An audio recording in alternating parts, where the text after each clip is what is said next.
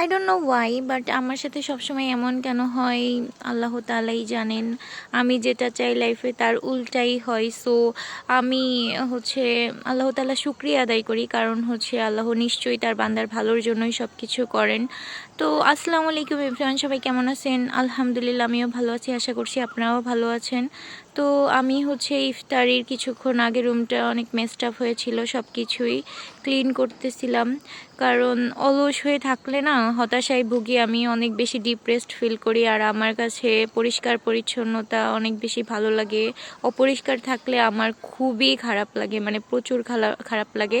তো সারাদিন যেহেতু আমার ভাতিজা ভাতিজি এসেছে, ভাবি এসেছে, তারা সবাই কম বেশি একটু নোংরা করে, যেহেতু ছোট মানুষ। তো আমার এগুলো গুছিয়ে রাখতে হয়, আর আমার নোংরা একদমই পছন্দ না। তো এই যে আমি পুরো রুমটা ক্লিন করে নিলাম ভালো করে। এখন হচ্ছে ইফতারির প্রিপারেশন নিতে হবে। আজকে তেমন কিছুই বানাবো না, কারণ হচ্ছে এইসব ভাজা পোড়া এগুলো খেলে অনেক বেশি অ্যাসিডিটির প্রবলেম হয়। তো আমরা একটু ছোলাটাই সিদ্ধ করে নিচ্ছিলাম, আর হচ্ছে কিছু চপ বানিয়ে নিচ্ছিলাম। ইফতারির তো একটা ভাইব থাকা লাগবে। তো আমার ভাবি এখানে সব কিছুর প্রিপারেশন নিচ্ছিল, আমি শরবত বানাইলাম, দেন হচ্ছে খেজুর, সব কিছুই হচ্ছে আমি করে নিচ্ছিলাম।